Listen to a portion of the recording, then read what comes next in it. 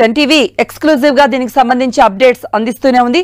ప్రస్తుతం పూరిలోనే ఉన్నారు మా ప్రతినిధి బాలుని అడిగి మరిన్ని అప్డేట్స్ తెలుసుకుందాం. బాలు, తాళం చెవితో తెరుచుకోకపోతే బద్దలు కుట్టేందుకు కూడా సిద్ధంగా ఉన్నట్టు తెలుస్తోంది. అప్డేట్స్.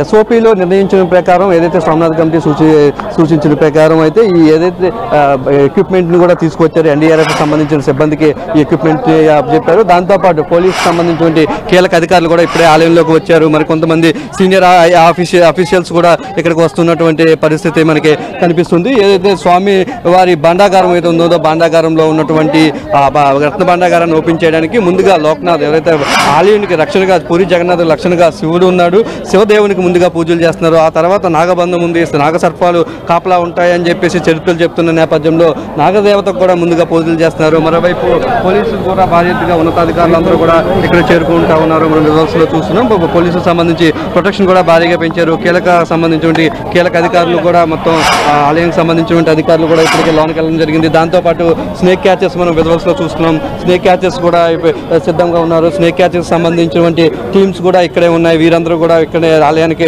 చేరుకున్నారు. వారితో పాటు ఎన్డీఆర్ఎఫ్ సిబ్బంది హైడ్రాలిక్ హెవీ మిషన్స్ కూడా తీసుకొచ్చారు. భారీ ఆపరేషన్స్ లో ఉపయోగించే సెర్చ్ లైట్స్ కూడా యూజ్ చేస్తున్నారు. వాటితో పాటు కీలకంగా వ్యవహరించేటువంటి హైడ్రాలిక్ ఎక్విప్మెంట్ ని తీసుకొచ్చారు. ఒకవేళ సుమారు 46 సంవత్సరాలు దాటింది కాబట్టి ఆ గదులన్నీ తెరుచుకోవడానికి తలుపులు ఒకవేళ తాళాలు ఉన్నా తెరుస్తాయా లేదా అనేది కూడా డౌట్ ఉండడంతో పాటు అసలు తెరవకపోతే ఏం చేయలేదనిపై అయితే గైడ్లైన్స్ ఇవ్వడం జరిగింది రాష్ట్ర ప్రభుత్వం. దాంతో ఆ బాధ్యతను అయితే ఎన్డీఆర్ఎఫ్ అప్పచెప్పారు.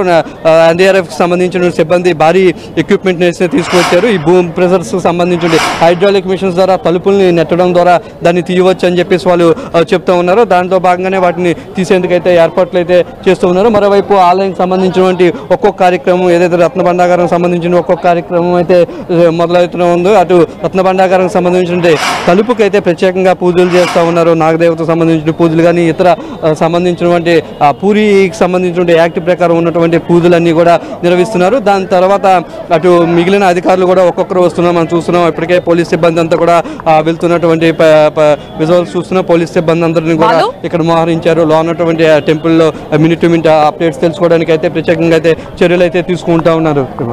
వాళ్ళు మొత్తం రత్న భాండాగారం లోపలికి వెళ్లే సభ్యుల సంఖ్య ఎంత? అంటే స్నేక్ క్యాచర్ కానీ వైద్యుల బృందం కానీ అందరూ కలుపుకొని ఎంతమంది సభ్యులు లోపలికి వెళతారు? దీనిపై ఏమైనా అప్డేట్స్ వచ్చాయా?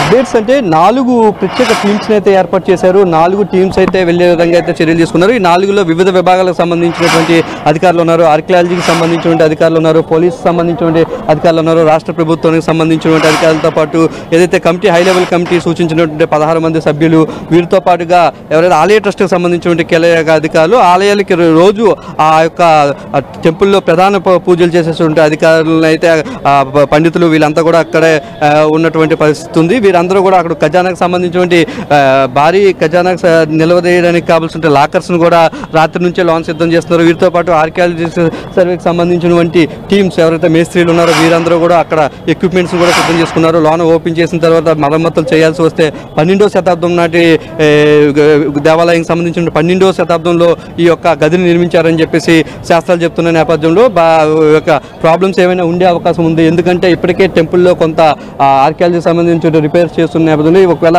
ఆ గదుల్లో ఏమైనా పెచ్చులు ఊడిపోయి పడిపోయే అవకాశం ఉందని భావిస్తున్న నేపథ్యంలో అక్కడ కూడా వెంటనే రిపేర్లు చేసేందుకు కూడా అయితే చర్యలు తీసుకుంటున్నారు. వీటి ప్రక్రియ అయితే వరుసగా ఒక్కొక్కటి ముందు శాశ్వతంగా ప్రక్రియ పూర్తయిన తర్వాత మిగిలిన ప్రక్రియలు అయితే వరుసగా ప్రారంభమవున్నాయి. ప్రస్తుతానికైతే ప్రత్యేక పూజలు నిర్వహిస్తున్నారు. మరోవైపు పూరి వాసులు కూడా ప్రత్యేక పూజలు నిర్వహిస్తున్నారు. ఇప్పటికే మనం విజువల్స్ లో చూసాం. 1,00,000 ఒత్తులతో ఒక పెద్ద పూజను నిర్వహించారు. 1,00,000 ఒత్తులతో నుంచి ఎటువంటి ప్రాబ్లమ్స్ రాకూడదు, ఈ గది ఓపెన్ చేస్తా అని చెప్పేసి వారంతా కూడా పూజ చేసిన పరిస్థితి అయితే మనం విజువల్స్ లో చూసినాం.